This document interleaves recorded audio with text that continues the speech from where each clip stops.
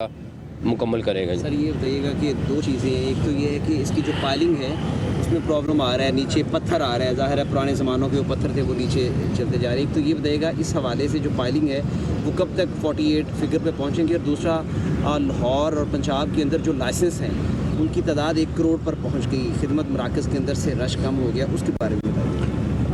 Piling में हाँ बिल्कुल, जब भी कोई ब्रिज की पाइलिंग होती है तो इस तरह के मसले कहीं ना कहीं, अभी जिस तरह बाकी सारों ने बताया, इरिगेशन डिपार्टमेंट भी यहाँ मौजूद है, बाकी सारे लोग भी मौजूद हैं, आती हैं, लेकिन यहाँ पे कुछ ज़्यादा आई हैं। बट इस टाइम ऑलरेडी 2-3 ब्रिज और 4 हो गई हैं 52 में से 52 में से, तो अब 48 रह गई हैं। और आप ये देख लें कि इससे 7-3 ब्रिज पहले के बने हुए हैं, तो डेफिनेटली उसका भी कोई ना कोई पुराना चीज़ कुछ ना कुछ वहाँ पे पड़ा होगा, वो भी नीचे आया है, नजर आया। आप कल हमें पता चला है कि 40 फुट नीचे खजूर के दरख्त निकले, तो डेफिनेटली ये पुराना इलाका है और पुरानी जगह है, तो इस तरह की चीज़ें तो निकलेंगी।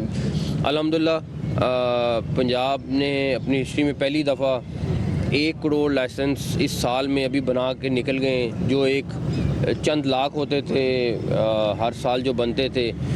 मुझे कल बता रहे थे कि पिंडी में एक वक्त में 90-100 लाइसेंस बनते थे, बहुत पुश करते थे तो 200 पे चला जाता था। वहाँ पे भी अब 7-8 हज़ार डेली के लाइसेंस बन रहे हैं। इसी तरह फैसलाबाद गुजरांवाला में भी 7-8 हज़ार लाइसेंस बन रहे हैं, वहाँ पे भी इसी तरह 100-150 लाइसेंस बनता था।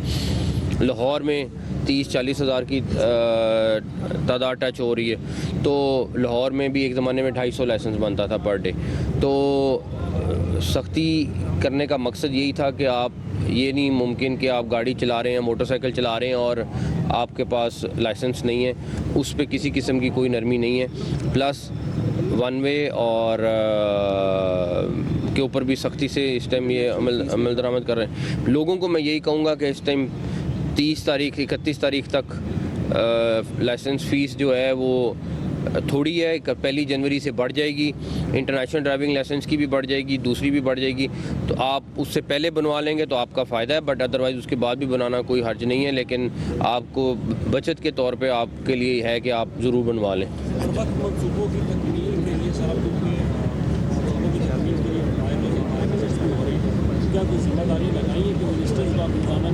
हर मिनिस्टर की ड्यूटी लगी है, हर मिनिस्टर के पास एक हॉस्पिटल मौजूद है, कमिश्नर्स की ड्यूटी लगी हैं, डीसीज की ड्यूटी लगी हैं, जो लाहौर से बाहर के प्रोजेक्ट्स हैं वहाँ पे कमिश्नर्स हैं, लाहौर में भी कमिश्नर की ड्यूटी लगी हैं। हर हॉस्पिटल में 2-2, 3-3 दफ़ा मिनिस्टर्स भी जा रहे हैं। फिर अब हम थोड़ी 1-2 दिन में सेक्रेटरीज जो हैं उनकी भी ड्यूटियाँ लगा रहे हैं, जो बाकी प्रोजेक्ट्स हैं उनको मॉनिटर करने के लिए। सर ये बनाइएगा कि 1 साल होने को है, आप मोहसिन इंसानियत भी बने, मोहसिन पंजाब भी बन गए, और स्पीड भी आपको ही खिताब मिला, क्योंकि शहबाज शरीफ ने भी स्टाम्प किया कि आप स्पीड मुझसे ज़्यादा है। और 1 साल के अंदर आपकी स्पीड के अंदर जितना भी आपने विज़िट किया पंजाब का, कितने यू टर्न आए, आपने सिस्टम बड़े करीब से देखा है, क्या आपने खोया है 1 साल के अंदर, क्या आपने बेहतर किया है लोगों के? देखें, हमारी कोशिश 3-4 चीज़ों पे थी। हमने तकरीबन 100 के करीब, सोहेल साहब कहाँ गए, 100 के करीब 104 लाहौर पंजाब की डिस्ट्रिक्ट्स की रोड्स थी, जो डिस्ट्रिक्ट टू डिस्ट्रिक्ट 2500 किलोमीटर की, जो डिस्ट्रिक्ट टू डिविजनल हेडकोार्टर या district to district headquarter main roads थी, और वो या चलती आ रही थी या कंप्लीट नहीं हो रही थी, या 5-5-7 साल से पेंडिंग पड़ी हुई थी। हमने उन सारी को इंशाल्लाह 31 जनवरी तक कंप्लीट करने का प्लान बनाया हुआ है, जो बहुत तेज़ी से काम चल रहा है। दूसरा हॉस्पिटल हमने 100 के करीब पिक किए, जिसमें बहुत बड़े हॉस्पिटल भी थे, कुछ हॉस्पिटल को 2-3 माह के लिए बंद भी करना पड़ा, वो हमारे लिए बड़ा इम्पोर्टेंट था। फिर हमारे 3-4 बड़े प्रोजेक्ट्स थे जो रोड्स के थे, जिसमें गुजरांवाला एक्सप्रेसवे है, SL3 है, रिंग रोड है, और इस तरह की बड़ी रोड्स थी, अंडरपासेस थे, फ्लाईओवर थे। तो पिंडी की रिंग रोड थी जो बहुत सालों से कंप्लीट नहीं हो रही थी, रिंग रोड, तो वो है लाहौर की SL3। तो ये वो सारे प्रोजेक्ट थे जो हमने अपने आप को टारगेट किया, और हमने कहा कि जो चीज़ शुरू कर रहे हैं उसको कंप्लीट कर लें, बिकॉज जो कंप्लीट नहीं होती वो फिर लिंगर ऑन हो जाती है। तो उन सारी चीज़ों को हमने टारगेट किया, और अल्हम्दुलिल्लाह कोशिश करेंगे मैक्सिमम को कंप्लीट करके जाएँ।